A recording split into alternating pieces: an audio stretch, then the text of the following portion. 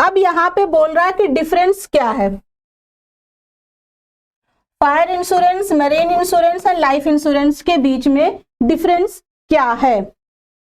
तो सबसे पहला है, कुछ बेसिस पे हम लोग इसका डिफरेंस निकालेंगे कि कौन सा बेसिस है जो कौन कौन से क्राइटेरिया को फुलफिल करता है, कौन कौन जो है उसकी जद में आता है, और उसके हिसाब से हम लोग करेंगे। जैसे सबसे पहला है यहाँ पे कंपनसेशन।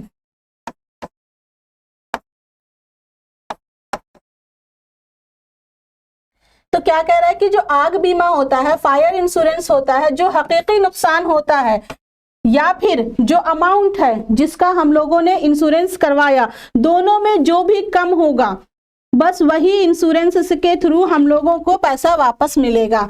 बहरी बीमा ना, इसमें भी यही बता रहा है कि जो भी खरीद कीमत होगी है ना, जो भी मार्केट प्राइस से हम लोगों ने सामान लिया उसके 10 या 15% ही रिटर्न मिलेगा। इसका क्या है कि जिंदगी का यानी लाइफ बीमा अगर हम लोग करवाते हैं तो इसमें कोई भी नुकसान नहीं होता, इसमें जो रकम होती है उस रकम की अदायगी होती है। उसके बाद इंश्योरेबल इंटरेस्ट, जो भी हम लोग पॉलिसी लेते हैं वो पॉलिसी जिस मकसद के लिए लिए गए हैं वो मकसद को फुलफिल करेगा, तभी हम लोगों को उसका रिटर्न मिलेगा। इसमें भी यही चीज है कि जो भी मुफाद के लिए लिया गया है नुकसान के, वो मौजूद होना चाहिए, और इसमें भी मुफाद जो है वो छुपा होता है, मुफाद रहता ही है, हम लोगों का अपना कोई ना कोई इंटरेस्ट होता ही है। पॉलिसी की तफवीज, तफवीज बोलते हैं एग्रीमेंट, असाइनमेंट को।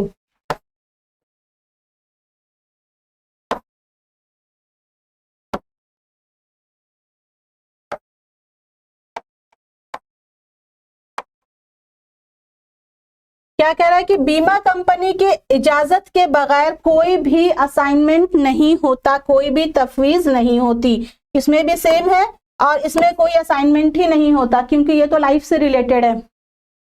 जोखिम की नौइयत, nature of risk, nature of risk क्या होता है, इसमें अनसर्टेन होता है,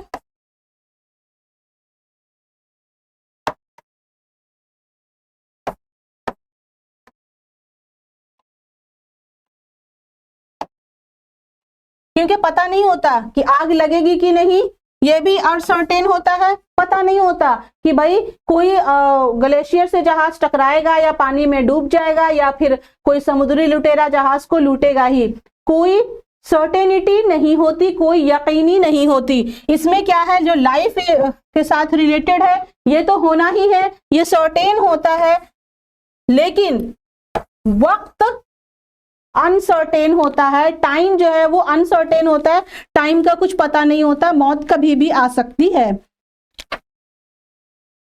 पीरियड,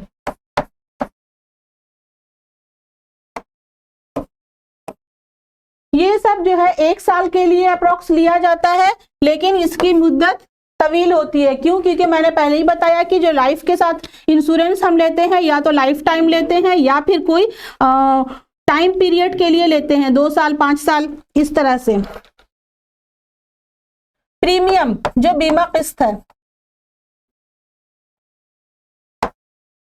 जितना ज्यादा बीमा की रकम होगी उतनी ज्यादा प्रीमियम होगी, जितना ज्यादा हम लेंगे उतना ज्यादा। और इसमें क्या है कि खतरे के बेसिस पे प्रीमियम होता है, कितना ज्यादा खतरा है उस रूट में उसके हिसाब से प्रीमियम की अमाउंट तय होती है। और इसका जो है वो इसके मियाद पर मुनहसिर है कि वो टाइम पीरियड के लिए हम ले रहे हैं या लाइफ टाइम के लिए ले रहे हैं। शय, जो भी ऑब्जेक्ट्स हैं वो क्या है, वही शय, वही ऑब्जेक्ट, वही सामान जिसके ऊपर हम लोगों को प्रीमियम मिलता है, जिसके ऊपर हम लोगों को इंश्योरेंस मिलता है, जिसका हम क्लेम कर सकते हैं। कोई सामान जो आग लग जाएगा, कोई समुद्री खतरा होगा, तभी हम लोग समुद्री बीमा लेते हैं, और इसका क्या होता है, तहफ्फुज और सरमायाकारी के लिए हम लोग लेते हैं कि हम लोगों का सिक्योरिटी रहे, इसके लिए हम लोग लेते हैं।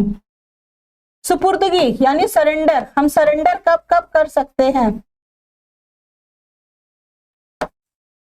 क्या कह रहा है कि इख्तिताम से पहले, अगर यानी कोई हादसा नहीं हुआ, कोई आग नहीं लगी, तो कोई सुपुर्दगी नहीं होगी। ठीक इसी तरह अगर कोई हादसा नहीं हुआ समुद्र से सामान मंगाते टाइम, तो इसकी भी कोई सुपुर्दगी नहीं होगी, और इसमें पुख्तगी से पहले सुपुर्दगी नहीं होगी कि या तो आपका टाइम पीरियड खत्म हो जाए या फिर आपकी डेथ हो जाए।